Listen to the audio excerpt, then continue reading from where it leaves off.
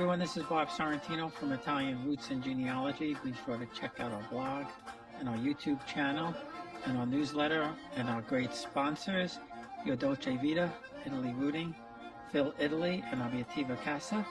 And today I have a great returning guest, Joe Tucciarone, and he's the co-author of Italian Swindled to New York. And he's also got a new YouTube series, Italian-American History. So welcome, Joe. Thanks for being here. Bob, thank you very much. I appreciate you being here.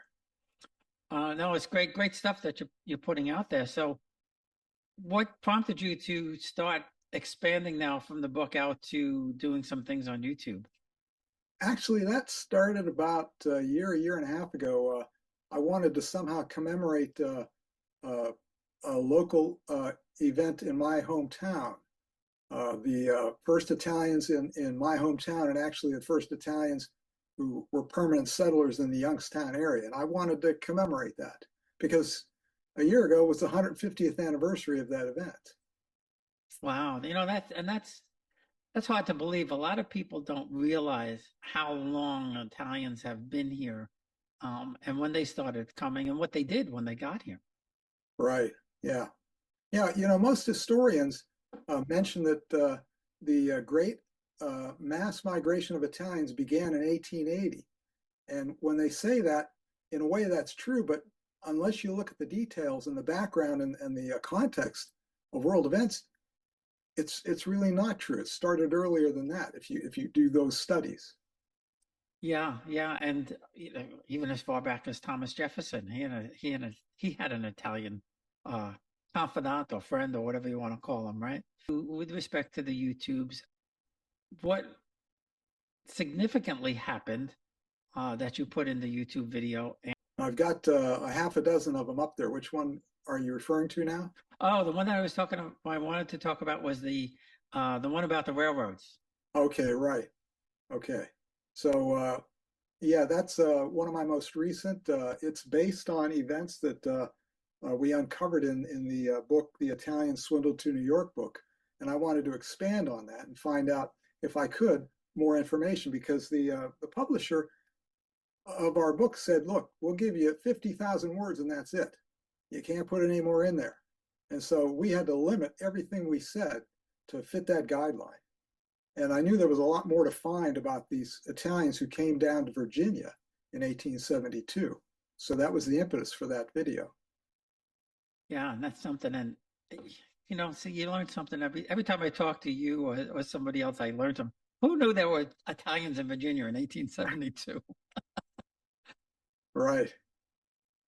So they get to Virginia, and did they just start working on the railroad?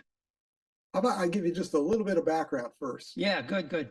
These Italians who came to Virginia, the ones I describe in the video, they were part of the nearly 3,000 who were swindled to coming to the United States. They were dumped in New York City without friends or without jobs. And so they had nothing, no recourse, no money, no jobs to look forward to.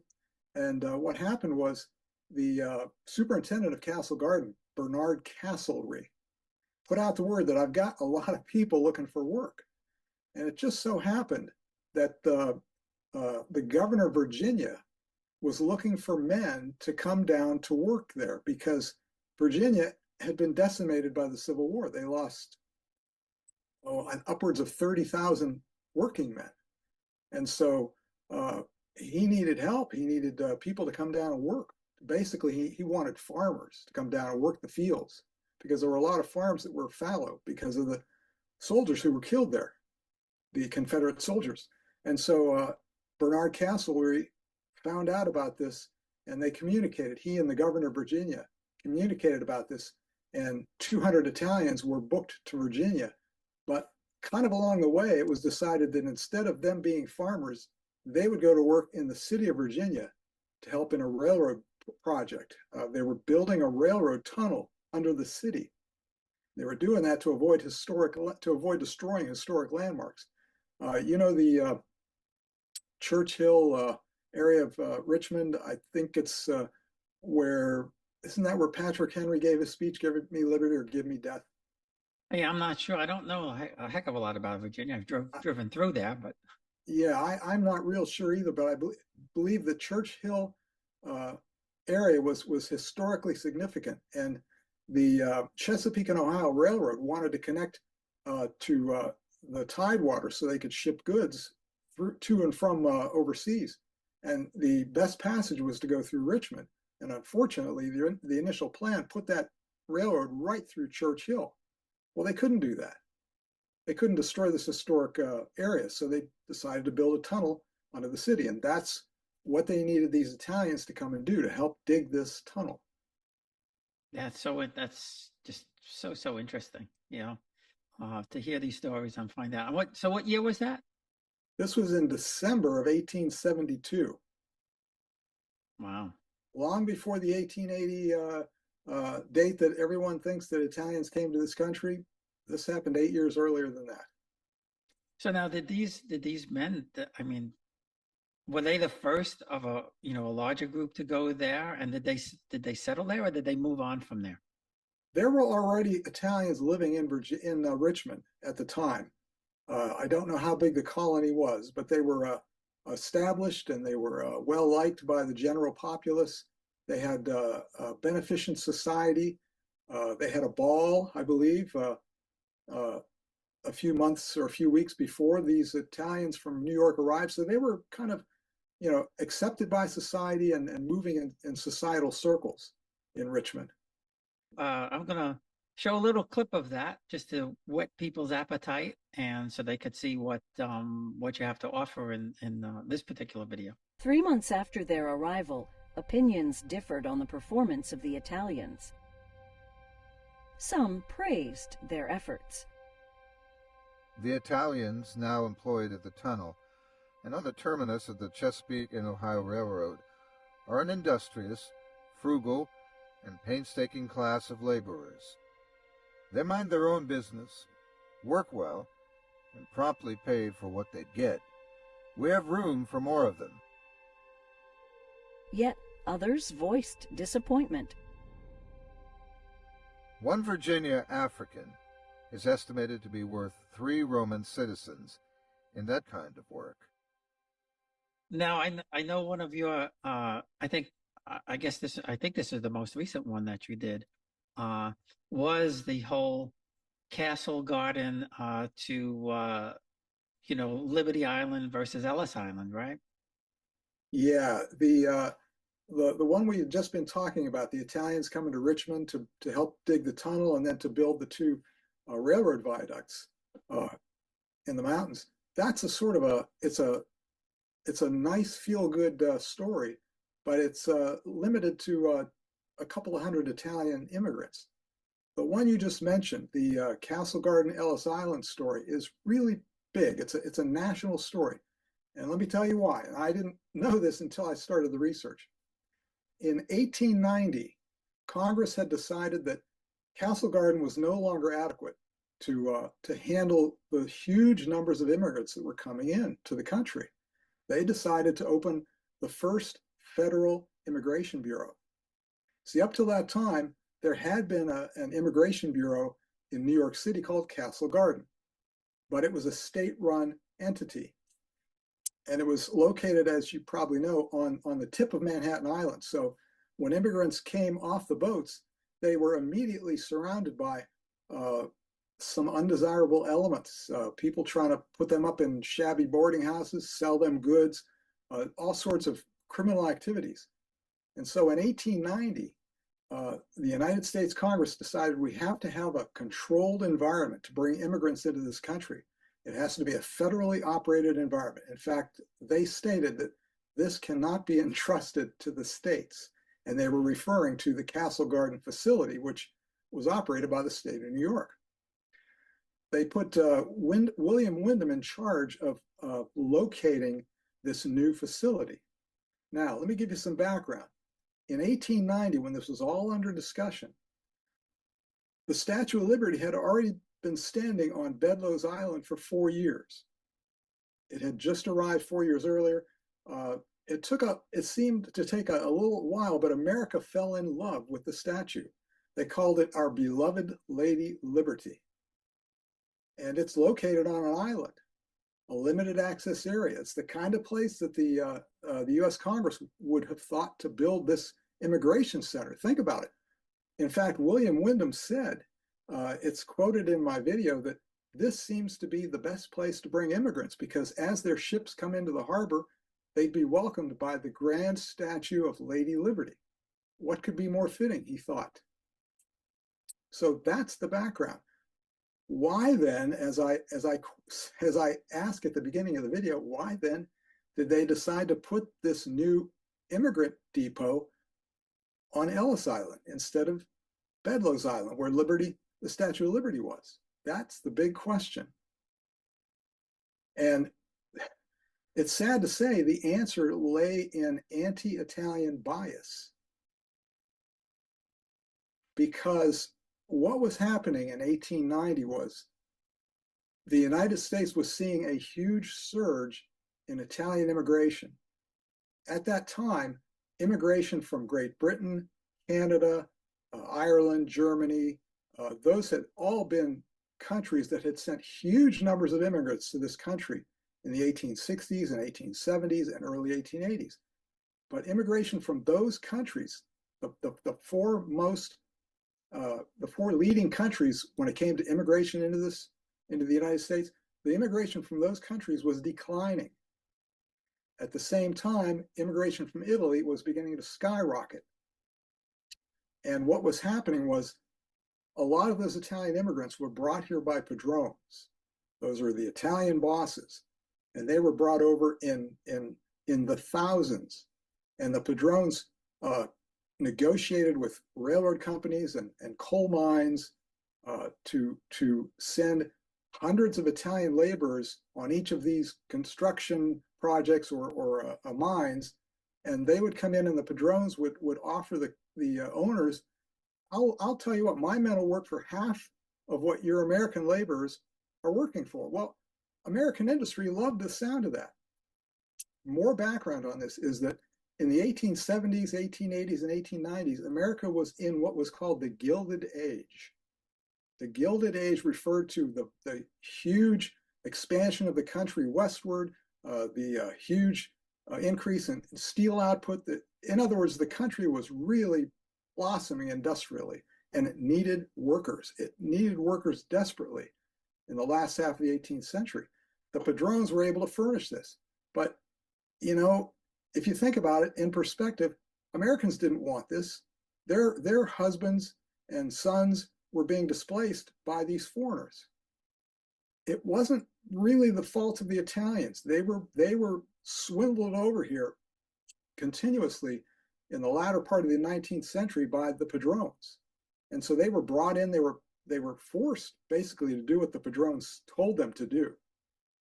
So the fault lay in the Padrons, but the fallout was that because America was being inundated by this class of Italian immigrants, Congress said basically, no. They said to the Treasury Secretary, no, we don't want you to build this immigrant depot on Lady Liberty's Island because it will desecrate her. You have to find a different place. At the time, Ellis Island could not be approached by large boats because it had shallow waters. It was occupied by a naval munitions depot. So there were no good reasons to put the immigrant depot on Ellis Island, but Congress insisted that Windom do so. And so that's why Ellis Island and not Liberty Island was the site of the great immigration center that we all know so well. We call it Ellis Island. Yeah, and you know, you can look at that story and almost compare it to what's going on now. You know, so many people are coming, it's not their fault.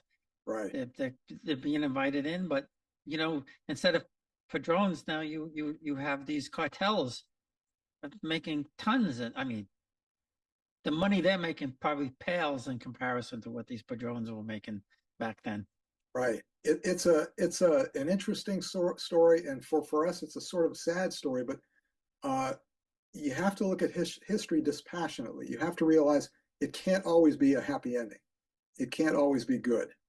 And so because of anti-Italian bias in Congress, Ellis Island became the center of immigration instead of Liberty Island.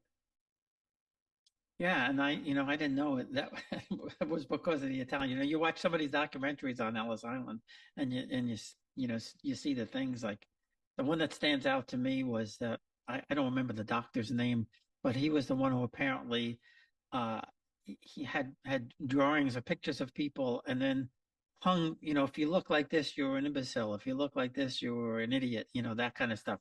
And most of the pictures look like Italians. The newspaper articles of that time, the contemporary articles, they always, not always, but they tended to illustrate Italian immigrants in a derogatory way. They depicted them as what are called banditti or brigands instead of the ordinary run-of-the-mill immigrants that they were. Yeah, and a lot of that. We just watched a couple of weeks ago. We watched Cabrini, which I found was really fascinating. I mean, first of all, the woman herself was just unbelievable. But you really got that sense of how bad the 5 points were. And of course, the Irish were there before. The Irish gangs were there before. But then you could see, and again, it almost parallels what's going on today in some of these immigrant neighborhoods where their own people are taking advantage of them. It's really terrible stuff as human beings, how that happens, Right. Yeah, what you just mentioned, the Cabrini movie. I've seen a lot of movies, and I know how Hollywood dramatizes things. The part about that movie where the Italians were spit upon and that was real. That's not a Hollywood invention. I have collected, I don't know how many documents, hundreds of documents. And in those documents, it clearly shows that there was anti-Italian bias, a strong anti-Italian bias in the 1880s and 1890s. And they were treated like that. In fact, I've got one article from New York City, I think it was in 1873. This was one of those first Italians who had been swindled over here. They began working in the city, and a number of them got on a streetcar, and the conductor ordered them off the streetcar. This is the kind of thing you see in 1950s in the South. They told the blacks to go to the back of the bus. Well, they ejected the Italians off this streetcar in 1872. So, yeah, well, they show that they show that in the movie, and I found, I don't know where I found it, but I found an article someplace where they did a comparison of the movie to real life, and it was, to your point, it was almost 90% accurate. The things that were going on.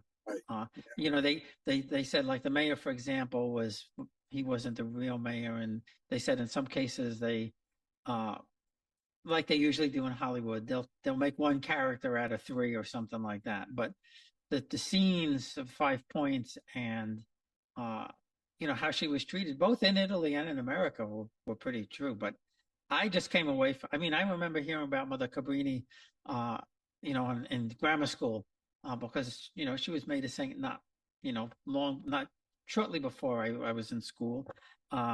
But they didn't go into a lot of detail, the first American saint, and we were Italian, so of course that matched up. But I had no idea what a strong will this woman had. Mm-hmm. Yeah, I actually had never heard of her until a friend of mine mentioned the movie to me a couple of weeks ago. Really? Yeah. See, I remember because I didn't grow up in an Italian neighborhood, but there were a lot of Italians there. But I remember them talking about it because I don't know if there was an earlier movie or maybe they were celebrating the 10th or 20th anniversary of her being a saint or something like that. But it was always out there that she was, of course, the first American saint. So I do remember that. In the 1880s, Padrons brought thousands of Italians to the United States.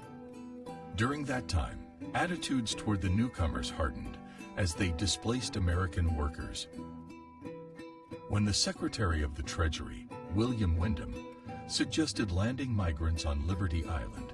Indignant citizens and a galvanized Congress opposed him.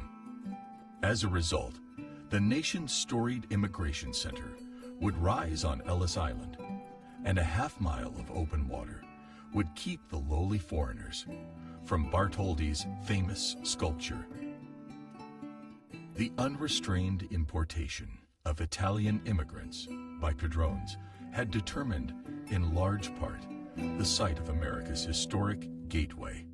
So Joe, so you mentioned that you started this about a year and a half ago. What are some of the other topics that you cover in the YouTube videos?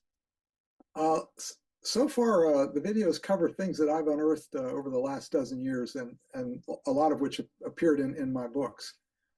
One of the things that I'm very, I don't know how to say this because it's a very sad event, what happened, but I'm very proud of having worked on this project.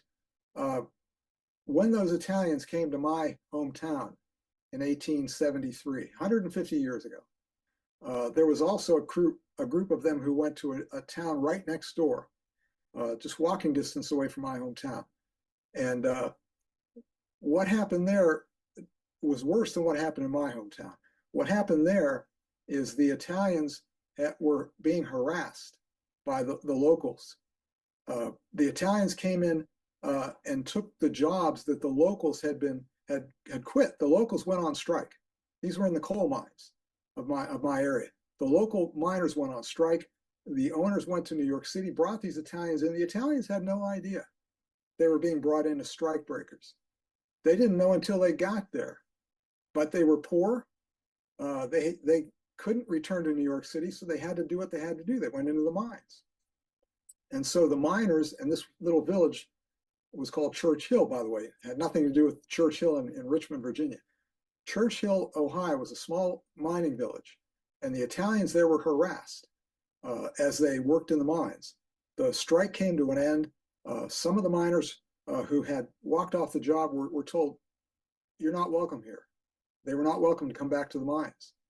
The Italians, some of them remained to work in the mines, and one of them was a 20-year-old named Giovanni Chiesa. And what happened was one day in July in 1873, he was down at the well getting water. And one of the local former miners insulted him, broke his bucket, told him to go back to Italy.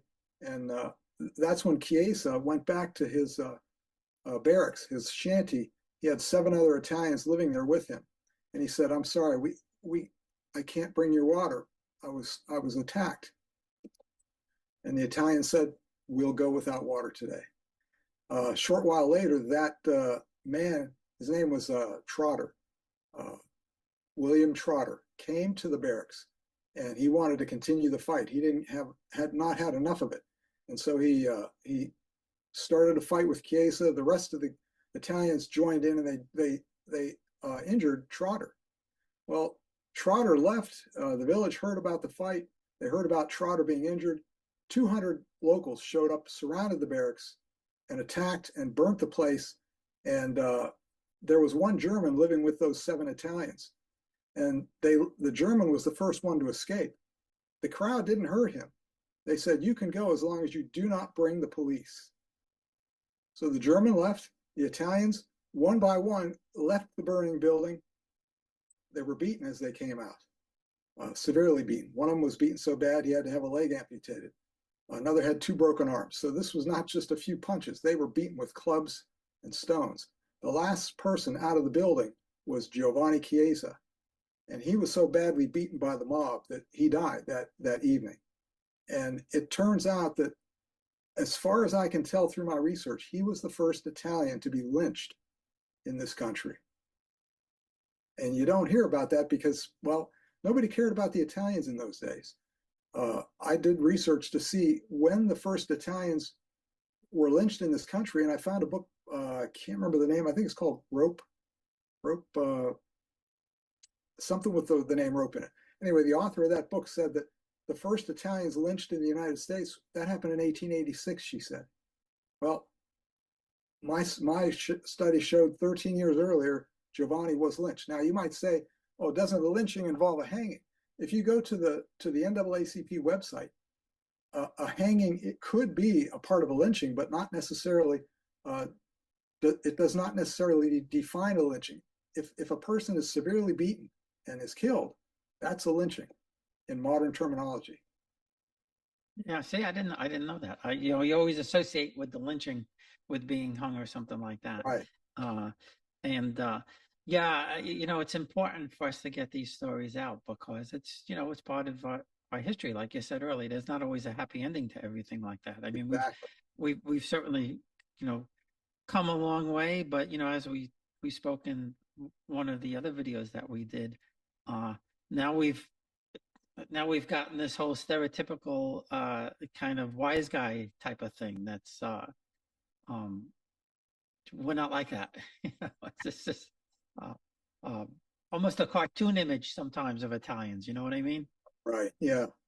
Yeah. I Um can't tell you how many times when I was younger, when people found out I was Italian, they asked me if I knew any mafia. I didn't know anybody in the mafia. well, I I guess. knew a couple, but I didn't know they were mafia back then. I didn't realize until I was about 16 or something like that. Yeah. Yeah. uh but but to that point, uh you uh, you didn't know because they weren't flashy about it. That was their Right. job, I suppose. Uh, but they weren't like this stereotypical, wise guy walking, swaggering down the street with a cigar and all of that kind of stuff. You wouldn't know. You would never know that they were Right. associated Yeah. in gangs or something like that. And they didn't live flashy lives because they didn't want to be, um, out there. Of course, there was some like, um, uh, Gotti Al, and those guys, but Al um, Capone for one. yeah, yeah, there, probably I guess in every era there was that one guy who was very flashy, I Sure. suppose. Uh, but my father was a photographer for the Daily News in New York City for like 40 years, and the Gallo brothers, specifically Joey Gallo, he always wanted to be in the newspaper. Um, and my father was always taking his pictures. And one day Joey was coming out of court, and my father was there taking his picture. And some guy kept pushing the camera out of the way. And my father went over to Joey and said, "Hey, what's going on? I can't take a picture anymore." And Joey Gallo said, "He's being taken care of. Don't worry about it." The next week, they found the guy in the trunk of a car. Oh, geez. My father was like, "I hope it wasn't because I asked him about taking the pictures." It's interesting that you mentioned the Gallo name. In some of my research, there were Padrons in New York City named Gallo, and one of them came before a congressional hearing in 1890, all about the Padrons.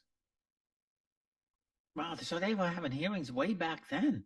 Oh yeah, yeah. Wow, And wow. Gallo was subpoenaed to come and give testimony at this hearing about the Padrons in New York City. He was suspected. I think he was suspected of being one. Wow, that's really something. I didn't know that. I Yeah. didn't really know that. And that's the other thing, because we were talking about a couple of the movies, and the one was the one I think it's was the name Petrosino, the New York City policeman. They don't.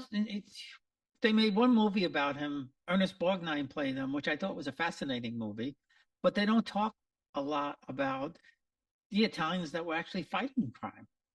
Right, right. He was highly regarded at a time when many Italians had to endure prejudice. His name is in newspaper articles, and he was always spoken of so highly in these articles. And one thing I found in my research that I had never seen before is that, and we have this in our Swindled book, uh, he came with his father in 1872, in November 1872, to the United States. He was only 11 years old.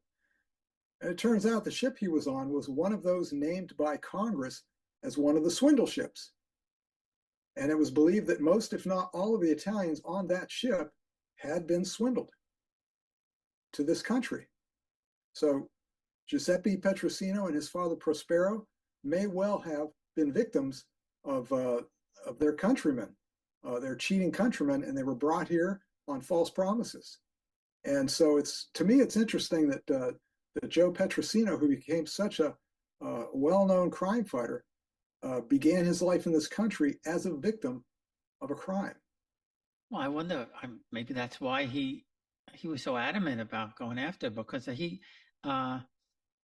if I remember correctly, he was like one of the first Italian American policemen, and then he started the Italian squad or something like that, if I'm getting the story right. Yeah, that's right. Yeah. And he wasn't looked at very nicely by the Irish police either.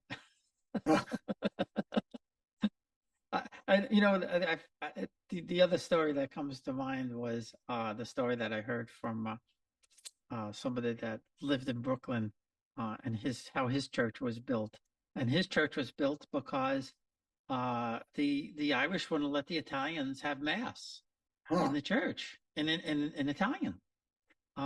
So they went to the bishop, and they asked for to be able to build a church, and they wound up building the Italian church maybe 3 or 4 blocks away from the other church. And then to take it to the next step, which is really one of the most fascinating things I ever heard from anybody. They had a storefront. The church was in a storefront, and the priest couldn't pay the bill. He couldn't pay the $500. And he was walking past this Jewish store. The Jewish couple owned this store, and the guy said to him, "Father, why do you look so sad? What's wrong?" And he said, "Oh, I can't pay the bill. I can't pay for the church."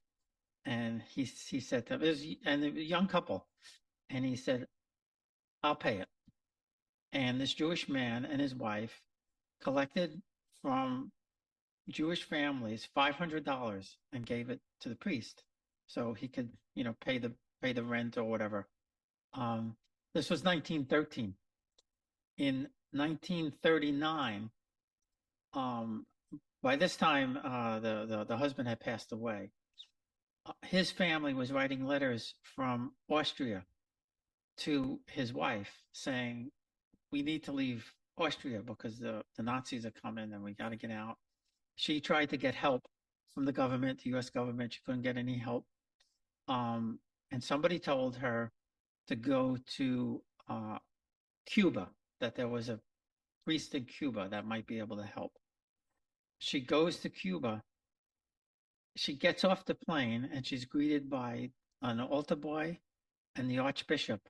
The archbishop was the priest that she gave the $500 to. And he was the papal, whatever he was. He was very close to Pius XII. They got 39 of these, I think it was 39 or 36 people to Cuba. He supported them until the end of the war, fed them, clothed them, kept them. That's great. Amazing. People say, well, there's no God or whatever. Me personally, I'm on the fence, but when you hear a story like that, you say, geez, this can't be an accident. Yeah, that's a good story. A fantastic story. And it's, very well known in Brooklyn, very well known in Brooklyn. So before we go, Joe, where can people find the videos on YouTube so we get them to see them? If you, I think that my moniker is Italian American History. And so that's how you would find my stuff. Short of giving you the URL, which would be a ridiculous thing to do, that's how you find my stuff. Yeah, and I'll for sure put the links out there and everything like that. Well, fascinating stuff, Joe. I really appreciate you taking the time. And for anybody's paying attention to Joe and I and Michael Cavieri, we're going to be working on a project together soon. We're in the planning stages right now.